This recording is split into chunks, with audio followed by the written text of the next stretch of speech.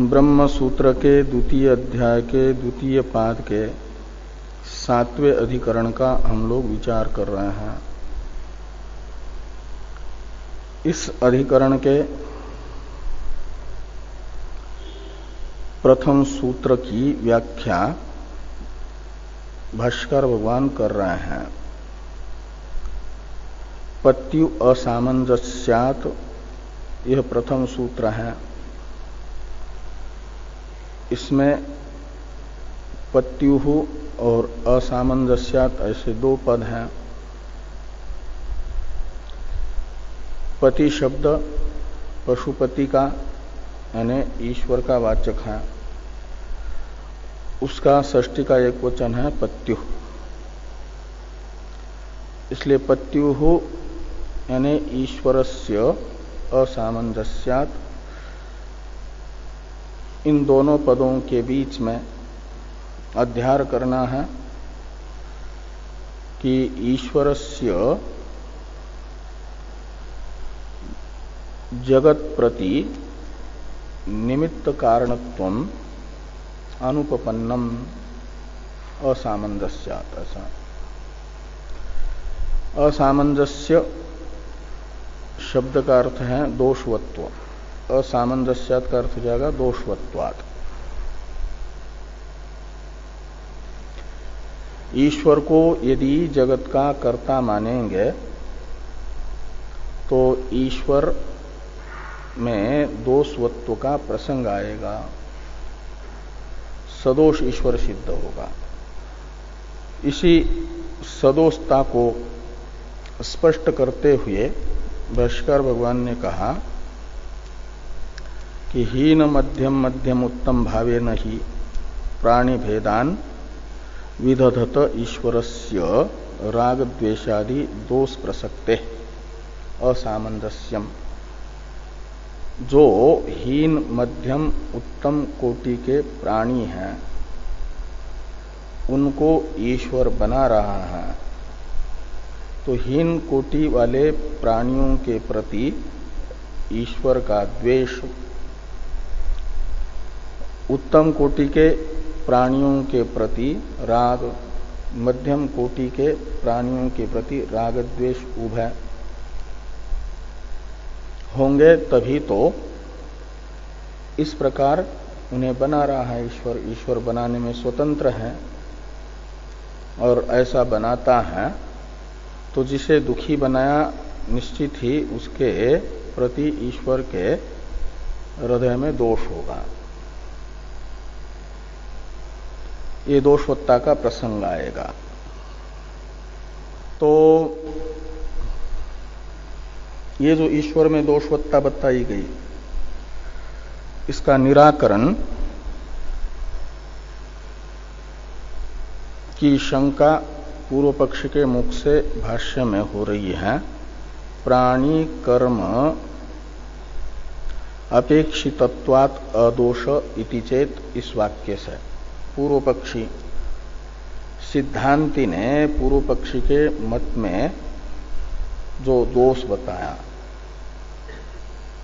ईश्वर में राग द्वेषादि का जो प्रसंग बताया, उसके निराकरण की आशंका इस प्रकार करते हैं। प्राणी कर्म अपेक्षितत्वात् अदोष इति चेत। इससे इसकी अवतरण टीका है।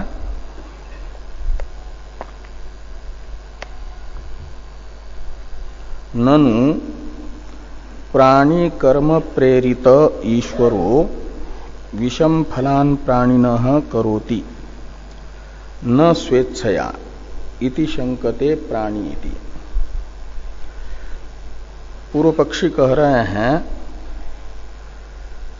कि ईश्वर अपनी इच्छा से हीन मध्यम उत्तम प्राणियों को नहीं बनाता।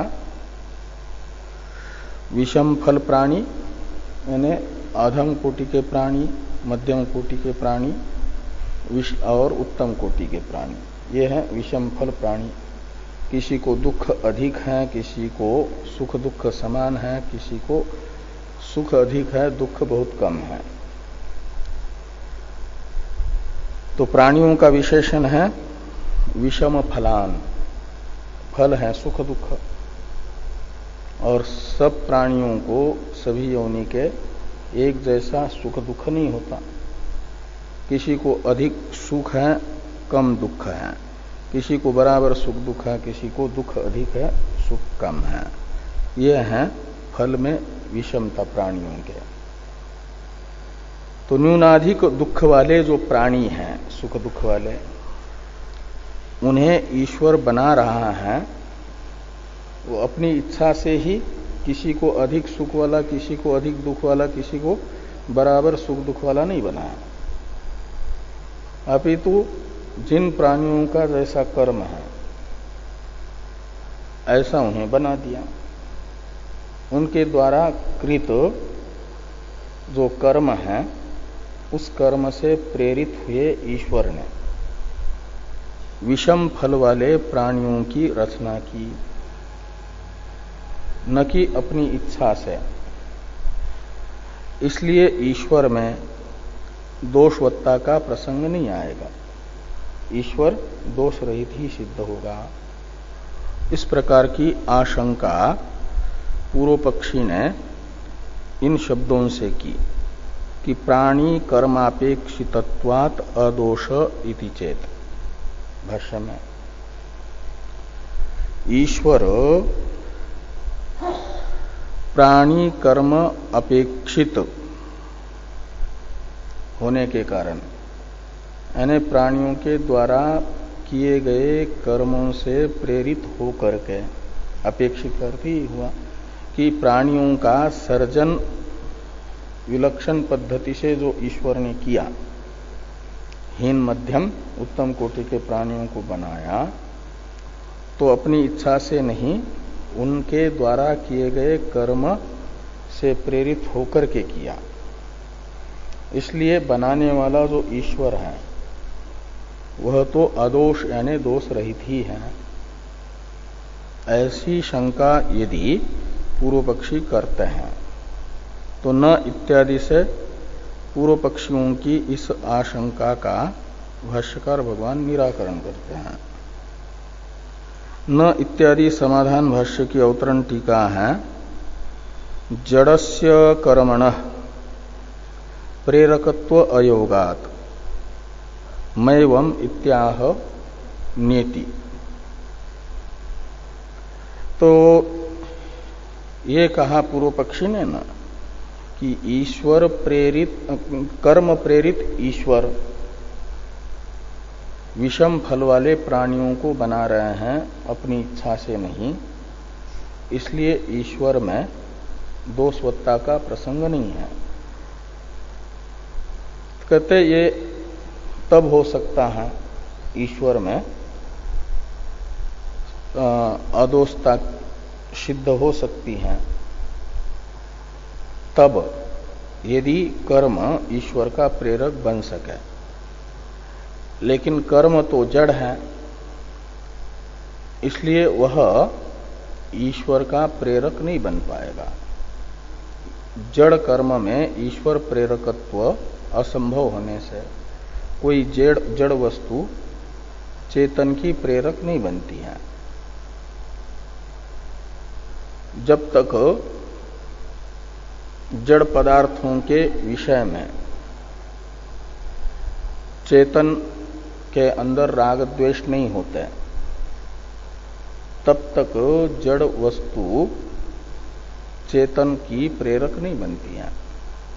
स्व विषयक राग द्वेष चेतन में उत्पन्न करके ही जड़ पदार्थ चेतन के प्रवर्तक बन सकते हैं। ऐसे ही जड़ वस्तु कहीं पड़ी हुई दिखे, उसे उठाने के लिए या हटाने के लिए व्यक्ति की प्रवृत्ति नहीं होती जब तक उस वस्तु के प्रति राग या द्वेष न हो। राग है और रागास्पद वस्तु यदि पड़ी हुई है तो उसे उठाने के लिए दौड़ता है। द्वेषास्पद वस्तु पास में आ गई है बिल्कुल निकट, सर्प आदि, तो उसे हटाने के लिए प्रयत्न करता है। तो का मतलब राग द्वेष पूर्वक ही प्रवृत्ति या निवृत्ति होती है, उससे पहले। और जड़ वस्तु अपने स्व विषयक राग या दोष को ही चेतन में स्थापित करके, उत्पन्न करके फिर चेतन की प्रेरक बन सकती है। और जिसमें राग द्वेष होंगे तो यदि जड़ वस्तु को प्रेरक बनना है तो जो जड़ वस्तु प्रेरक बन रही है तद विषयक राग द्वेष मानने पड़ते हैं प्रेर्य में, तो दोषवत्ता रहती ही है फिर। तो इसलिए कहा कि जड़ वस्तु चेतन की प्रेरक नहीं बन पाएगी। तो ये टीका में कहते टीकाकार की जड़स्य कर्मणः प्रेरकत्व अयोगात्, जड़ कर्म जो है ईश्वर का प्रेरक नहीं बन पाएगा। इसलिए मां एवं कर्म प्रेरित ईश्वर होने से ईश्वर निर्दोष है, ये इस प्रकार का दोष निराकरण उचित नहीं है। जो ईश्वर में दोष का प्रसंग आया है उसका निराकरण जो आप कर रहे हैं वो ठीक नहीं है, ये न करके कहा। और कर्म ईश्वरयोः प्रवर्त्य प्रवर्तयित्रित्वे, इसका अवतरण है टीका में कि न च ईश्वर प्रेरितम कर्म ईश्वरस्य प्रेरकम इति वाच्यम इत्याह कर्म इति। कहते कर्म जड़ होने से ईश्वर का प्रेरक नहीं बन पाएगा, ऐसा यदि आप कह रहे हैं तो ऐसा मान लो कि प्राणियों के द्वारा किए गए कर्म को प्रथम ईश्वर प्रेरित करेगा और ईश्वर के द्वारा प्रेरित जो कर्म है प्राणियों का वह ईश्वर को अपना फल भुगवाने के लिए मध्यम, उत्तम और हीन कोटि के भोगायतन बनाने के लिए प्रेरणा करेगा। ईश्वर प्रेरित कर्म से ईश्वर प्रेरित हो रहा, ऐसा मान लो। तो इस प्रकार पूर्व पक्षी यदि कहते हैं तो भाष्कर भगवान कह रहे हैं इति न वाच्यम, ऐसा नहीं कहा जा सकता। क्यों? तो उसमें अन्योन्याश्रय दोष होगा, ये बता रहे हैं कि कर्मेश्वर्योः प्रवर्त्य प्रवर्तयित्रित्वे इतरेतर आश्रय दोष प्रसंगात। ईश्वर प्रेरित कर्म ईश्वर का प्रेरक है ऐसा कहेंगे तो ईश्वर और कर्म इन दोनों में एक दूसरे का प्रवर्त्य प्रवर्तकत्व मानने से इतरेतर आश्रय यानी अन्योन्याश्रय दोष आएगा। प्रथम ईश्वर से प्रेरित हो जाएगा कर्म और वह ईश्वर को प्रेरित करेगा, तो अन्योन्याश्रय दोष है।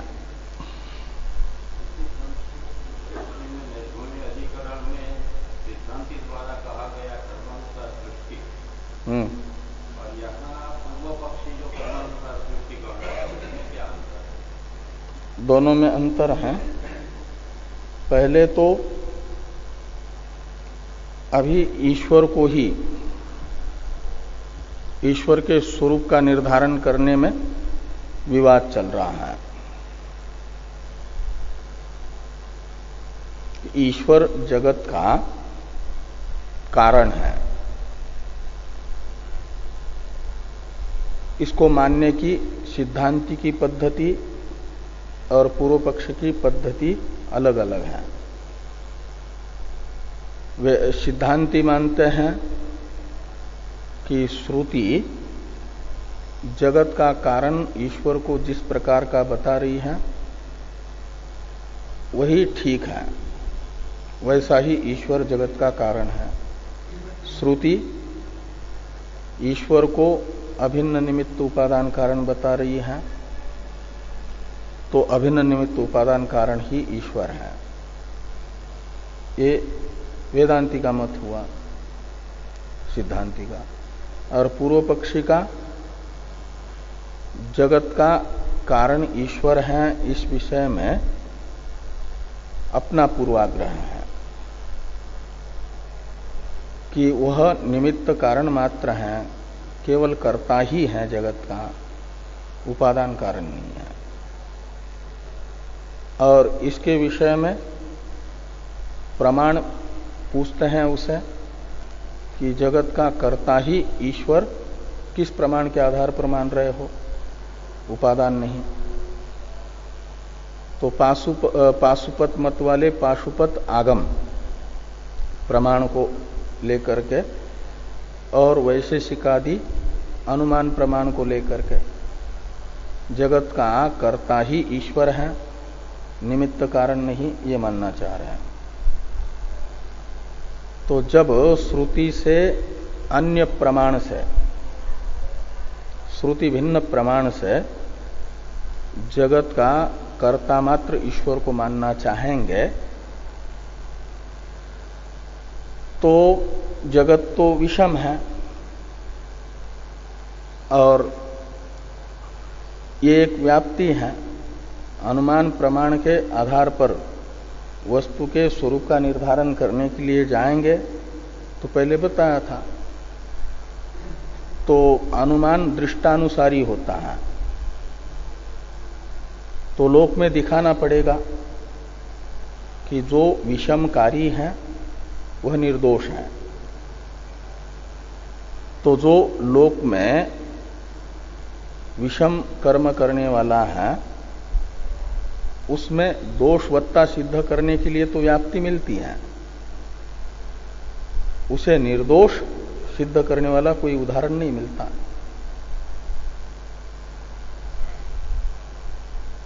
इसलिए अनुमान के आधार पर तो जो विषम कर्म करने वाला है सदोषी सिद्ध हो रहा है, केवल अनुमान पर। सर्वज्ञत्व की यदि कल्पना करते, उसके निर्दोषत्व की कल्पना करते हैं, एकत्व की कल्पना करते हैं, तो आपत्ति आ रही थी, फिर उपादानत्व की भी कल्पना करो, लाघवात।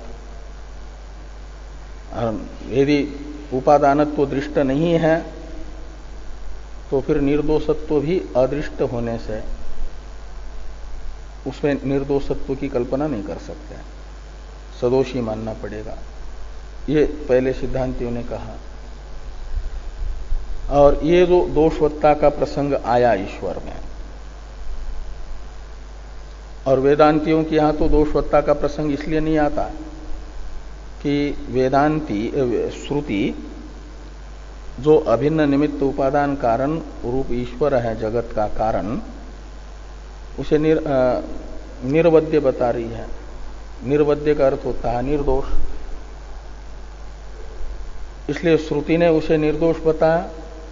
तो जगत का कारण तो अतीन्द्रिय होने से अतीन्द्रिय वस्तु के विषय में स्वतंत्र प्रमाण श्रुति है, श्रुति उसे निर्दोष भी बता रही है और अभिन्न निमित्त उपादान कारण भी बता रही है, तो हम ऐसा ही स्वीकार कर रहे हैं।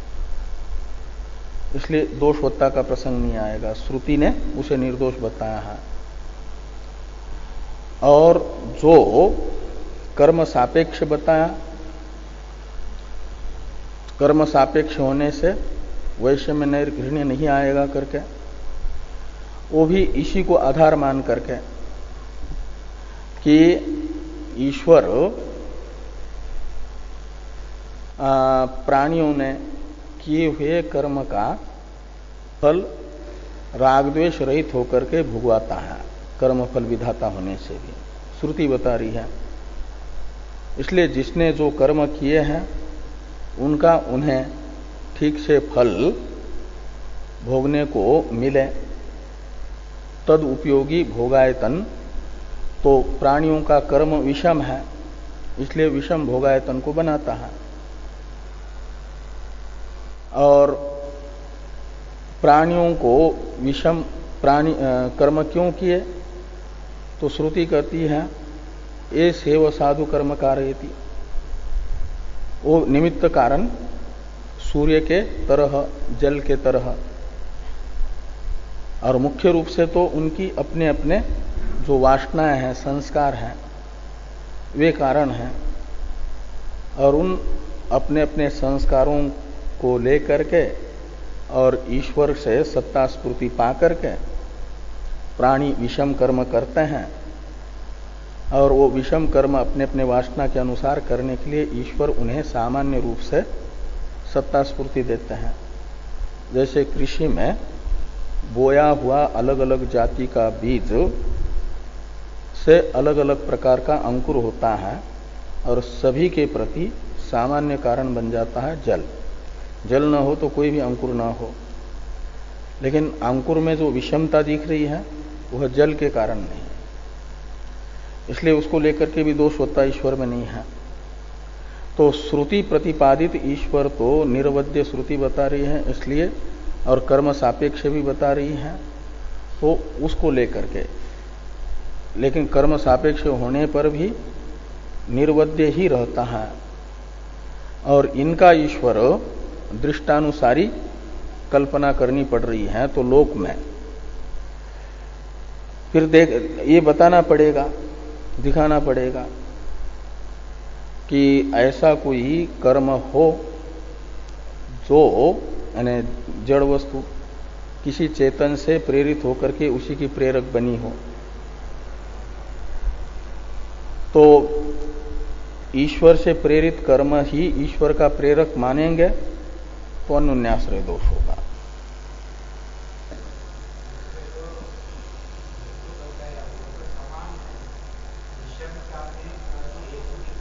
हाँ हाँ,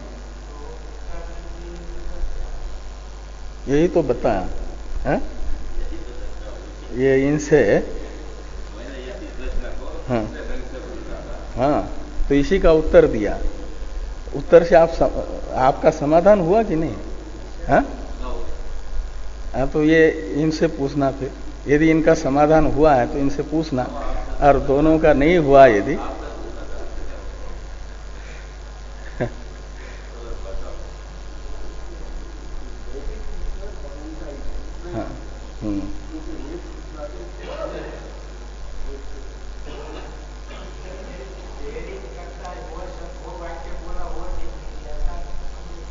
हाँ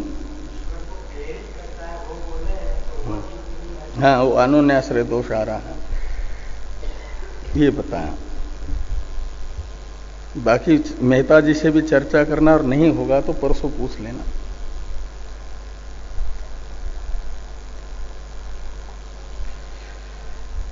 तो न अनादित्वात् इत्यादि का अवतरण है टीका में। जड़स्य कर्मणः प्रेरकत्व अयोगात् मैवम इत्याह न इति। तो जड़, अच्छा नहीं, इसका नहीं अवतरण था, वो दूसरा है। अतीत कर्मणा प्रेरित ईश्वरो वर्तमानम कर्म तत्फलाय प्रेरयति इति अनादित्वात् प्रेर्य प्रेरक भावस्य न अनुपपत्ति इति शंकते न अनादित्वात् इति। तो ये कह रहे हैं पूर्व पक्षी कि जो आपने ईश्वर और कर्म में प्रवृत्ति प्रवर्तक भाव मानेंगे तो अनुन्याश्रय दोष बताया। उस अनुन्याश्रय दोष की निवृत्ति इस प्रकार होगी कि कर्म और ईश्वर में प्रेर्य प्रेरक भाव अनादि है, और ये अनादिता है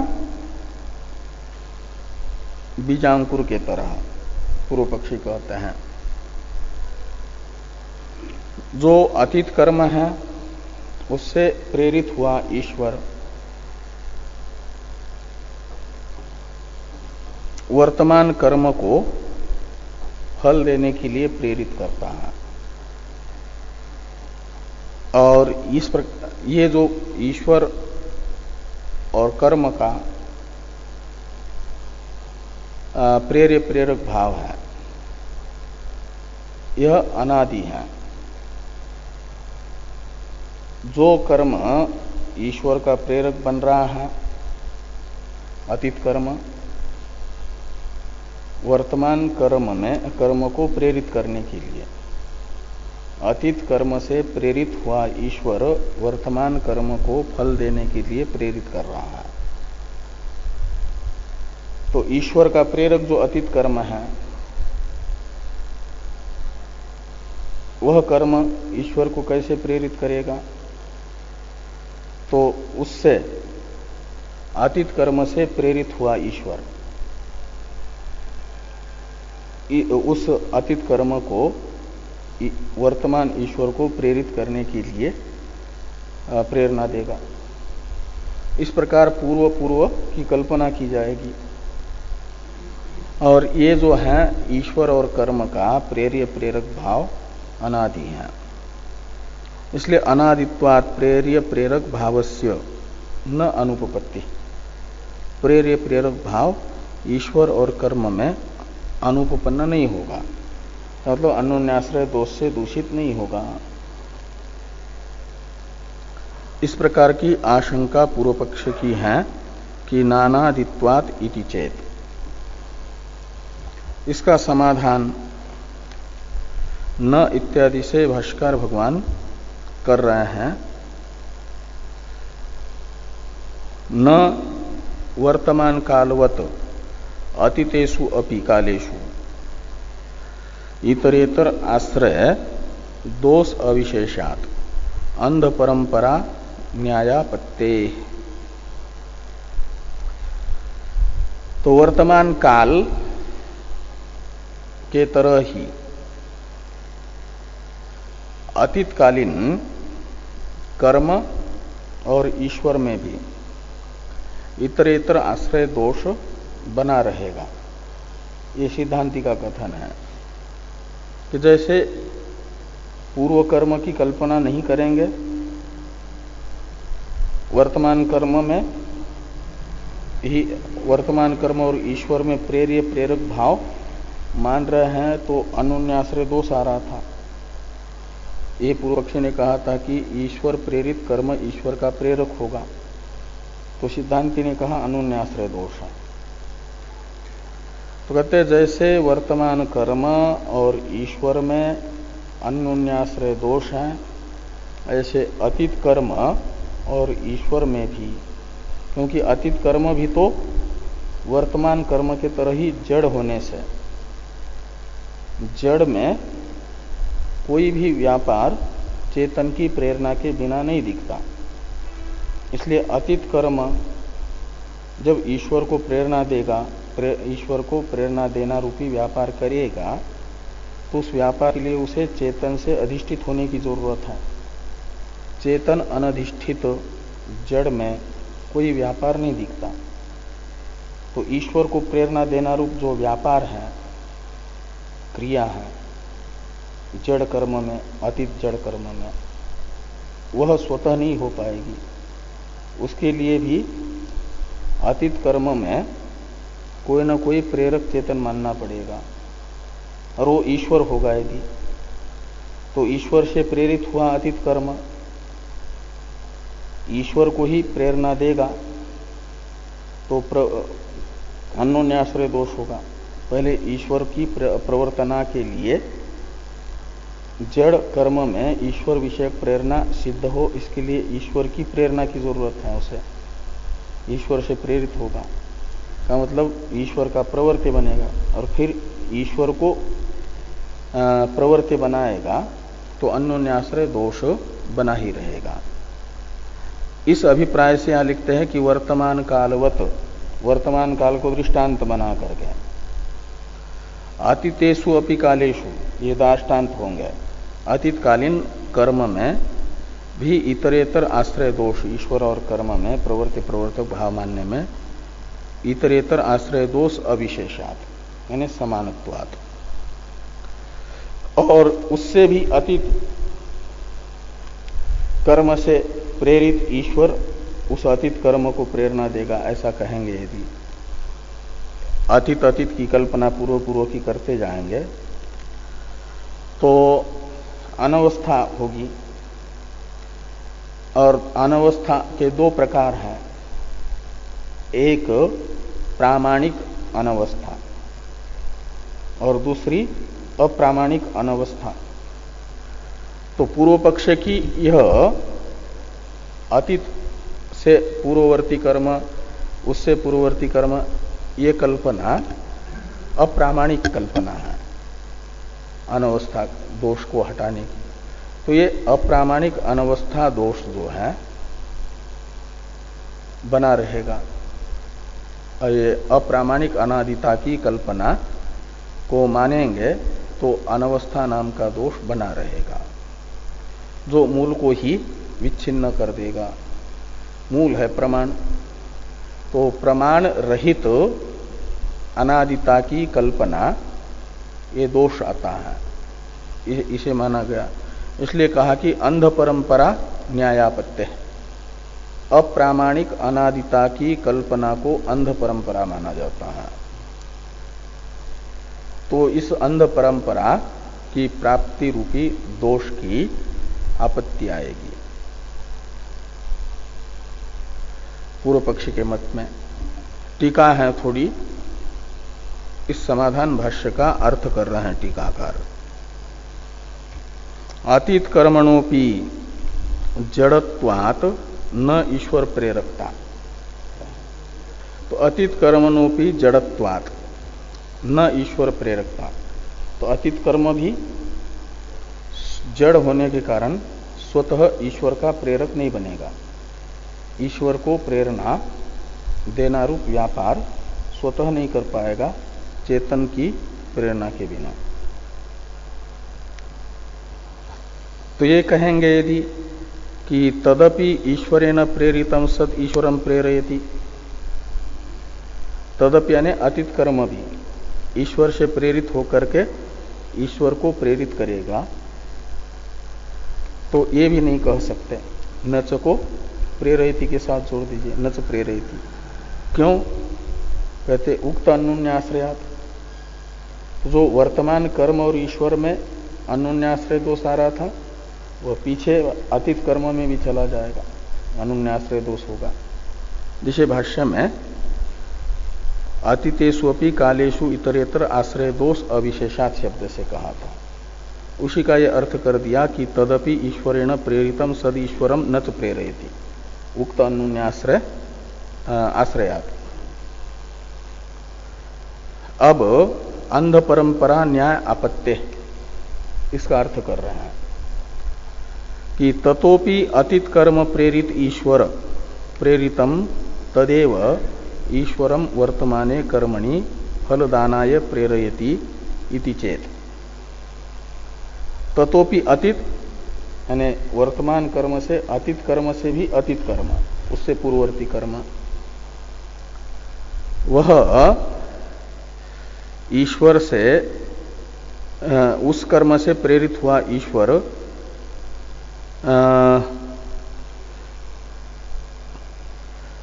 फिर उसको प्रेरित करेगा।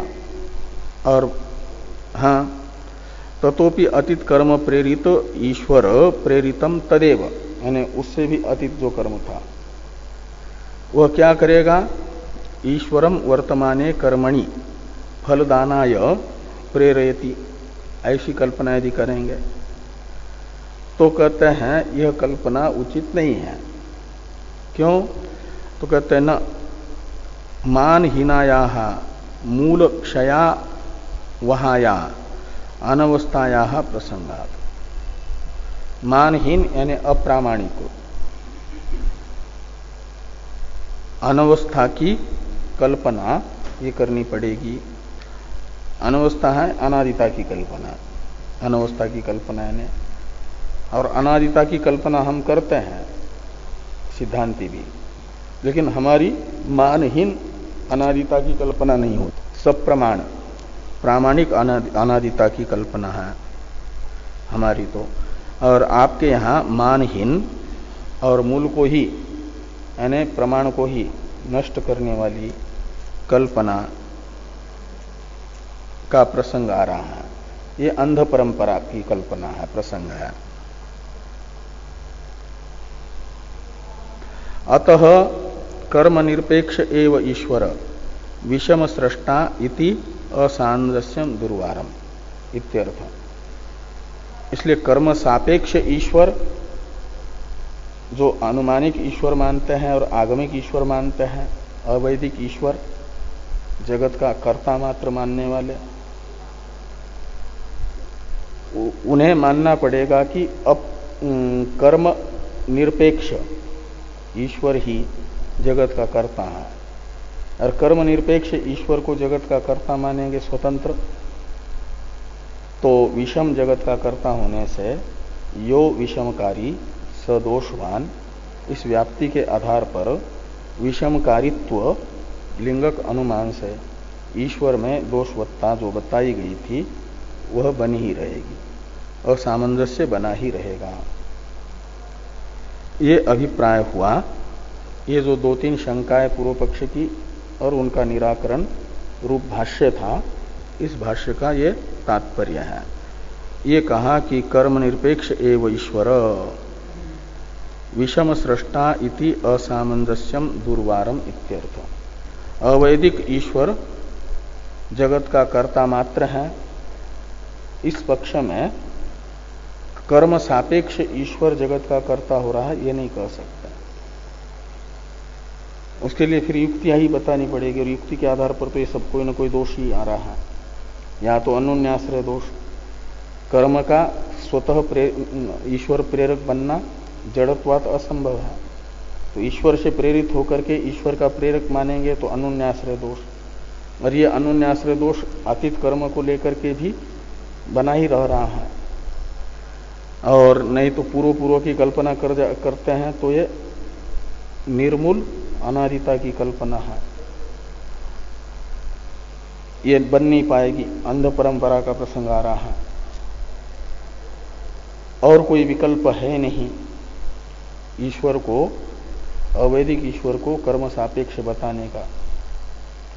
इसलिए पूर्व पक्ष को मानना पड़ रहा है कि कर्म निरपेक्ष ही ईश्वर विषम जगत का कर्ता है, ये मानेंगे। और ये मानेंगे तो असामंजस्य दुर्वार है, अवश्यम भावी है।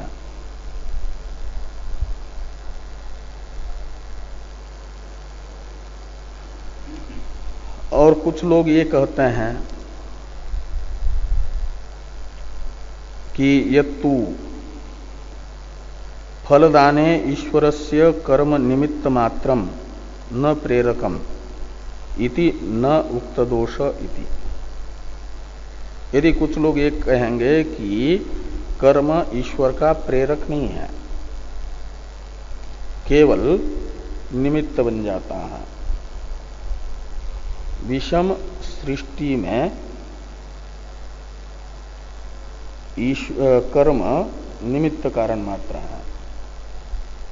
जैसे मिट्टी घड़े के उत्पत्ति में उपादान कारण है, कुलाल कर्ता रूपी निमित्त कारण है, तो कुलाल भी हो मिट्टी भी हो,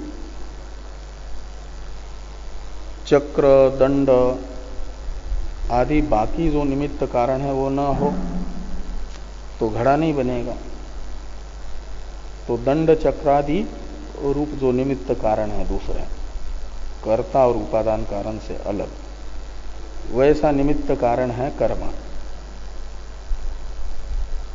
वह ईश्वर का प्रेरक बन करके कारण बन रहा हो ऐसा नहीं, दंडादि की तरह कोई भूमिका निभाएगा अलग, ईश्वर का प्रेरक नहीं बनेगा।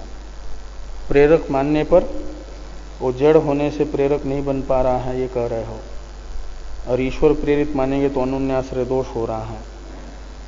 ये जो पहले दोष बताए थे उन दोषों से रहित और ईश्वर को भी निर्दोष बनाने के लिए ऐसा कहेंगे कि फलदाने ईश्वरस्य, यानी ईश्वरस्य फलदाने, ईश्वर कर्म फलदाता है, तो कर्म का फल देने के लिए ईश्वर जैसे प्राणियों के कर्म है ऐसा फल देगा, और वो कर्म का फल प्राणी अपने अपने किए हुए कर्म का फल ठीक से भोग सके, इसके लिए वैसे भोगायतन उत्तम मध्यम अधम कोटि के भोगायतन शरीर बनाएगा। उसके लिए कर्म निमित्त मात्र बनेगा, ईश्वर का प्रेरक नहीं बनेगा। अतः अन्योन्याश्रयादि दोष नहीं आएंगे। ऐसा यदि कोई कहता है पूर्व पक्षी, तो कहते तन्न, पूर्व पक्षी का ये कहना भी उचित नहीं है।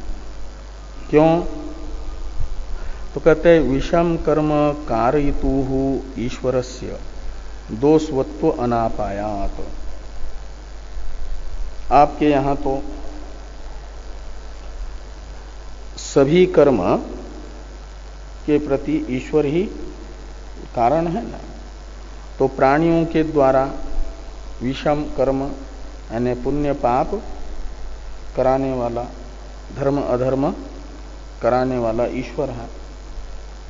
क्योंकि पशु है जीव और पशुपति है ईश्वर। और ये पशुपति ईश्वर जैसा अपने पशु स्थानीय जीवों को प्रेरित करता है वैसा जीव करते हैं। तो पशुपति के प्रेर्य जो जीव, उन्होंने पशुपति की प्रेरणा से ही विषम कर्म किया है। कुछ पशुओं ने यानी जीवों ने पुण्य किया, कुछ पशुओं ने पाप किया, और प्रेरणा पशुपति की ही रही। तो ये जो पशुपति हैं जीवों से विषम कर्म कराने वाला, तो मानना पड़ेगा उसी पर दोष है। उसी ने ऐसा कर्म कराया, वो पशुओं के ऊपर तो कोई दोष नहीं आएगा। पशु का जो मालिक है उस पर दोष आएगा, पशुपति पर, और वह दोष से बच नहीं पाएगा। तो विषम कर्म कारयितु ईश्वरस्य, पशुपते है ऐसा समझना। विषम अपने पशु स्थानीय जीवों से विषम कर्म कराने वाला जो पशुपति ईश्वर है, उसमें दोषवत्व अनापायात, दोषवत्व बना रहेगा। पूर्व कर्मापेक्षया कर्म कारयितृत्वे च उक्त अप्रामाणिक अनवस्थानात्। और यदि ये कहें कि प्राणियों के पूर्व कर्म के अनुसार पशुपति उनसे कर्म करा रहे हैं, इसलिए वो दोष रहित है, तो अंध परंपरा आएगी, क्योंकि कोई मूल तो नहीं है। तो उक्त अप्रामाणिक अनवस्था दोष बना रहेगा।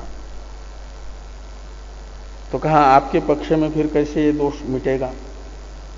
आप भी तो यही समाधान देते हो कि पूर्व वासना प्राणियों की जैसी है, ऐसे कर्म ईश्वर कराता है करके, वैदिक ईश्वर।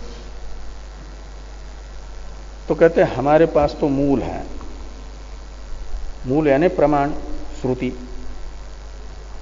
ये आगे कह रहे हैं कि अस्माकंतु एस हेव साधु कर्म साधु असाधु कारयति, यानी साधु कारयति यम उन्निनिसते इत्यादि श्रुति मूल है।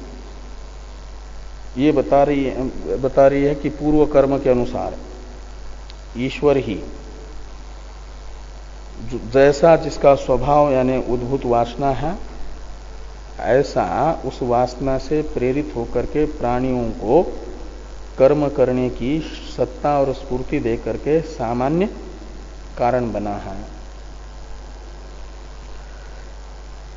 और ऐसा साधु असाधु कर्म कराने के लिए सत्ता स्फूर्ति देने पर भी श्रुति कह रही है कि वो निर्दोष है।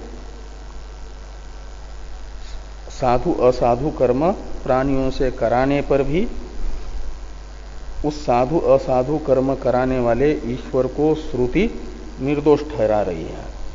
और ये सुप्रीम कोर्ट का निर्णय है, श्रुति है सुप्रीम कोर्ट, और उसको जो है अपील भी नहीं की जा सकती, मूल है ना। तो क्या? हाँ हाँ हाँ हाँ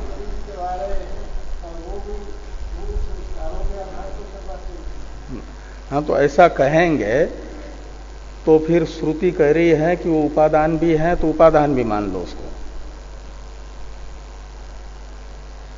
तो कुछ अंश में श्रुति को मानना, कुछ अंश में श्रुति को नहीं मानना, ये नहीं चलेगा। यदि आपका पशुपति वैदिक है तो वहां तक चलो, पूरा का पूरा श्रुति का मान लो। हाँ, तो फिर तो हम भी मान ले। कुछ अपनी कुछ श्रुति की नहीं, पूरी की पूरी श्रुति की। हाँ, नहीं है। कुछ अंतर भी है। कुछ अंतर यही है कि ये जो है ईश्वर को वेदांती ये मान रहे हैं कि उपादान कारण, यानी जैसा श्रुति बताएगी ऐसा, अपना कोई पूर्वाग्रह नहीं है। अपना पूर्वाग्रह रख करके यदि करेंगे तो वो सारा का सारा उत्तर देना जिम्मेदारी जो है श्रुति पर रहेगी।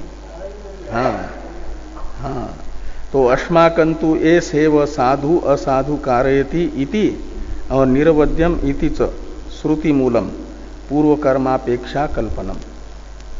हमारी पूर्व वासना के अनुरूप प्राणियों के द्वारा विषम कर्म ईश्वर करा रहे हैं, ये जो कल्पना है ये अनादि, क्या नाम, समूल कल्पना है, निर्मूल कल्पना नहीं है, प्रामाणिक कल्पना है।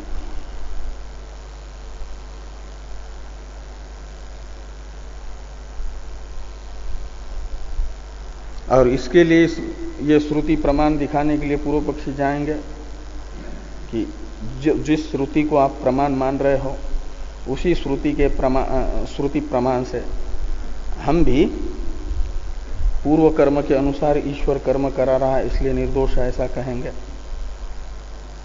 तो कहते श्रुति की इतने अंश में मात्र शरण मत लो, सर्वांश में श्रुति की शरण लो, तो कोई बात नहीं। फिर ये समाधान जो हम दे रहे हैं वो आप समाधान दे सकते हैं, आप सिद्धांती हो जाएंगे। फिर ईश्वर जो है केवल निमित्त कारण है ये नहीं कह पाओगे, वो आग्रह छोड़ दो, तो बाकी कोई बात नहीं है।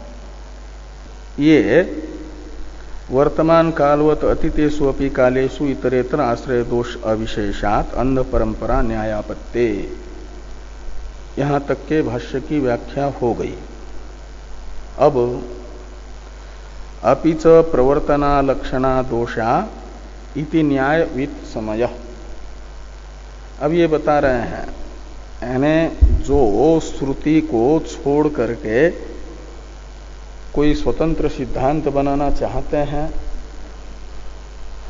तो कहीं ना कहीं फंस ही जाते हैं। तो जो अनुमानिक ईश्वरवादी हैं उनके मत में ईश्वर में उनकी मान्यता के अनुसार ही दोषवत्ता आ रही है।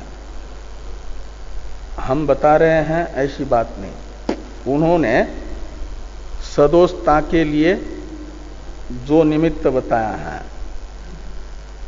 जो सदोषता का प्रयोजक बताया है, वह सदोषता का प्रयोजक उनके ईश्वर में दिख रहा है, इसलिए उसमें सदोषता माननी पड़ रही है उनकी मान्यता के अनुसार भी।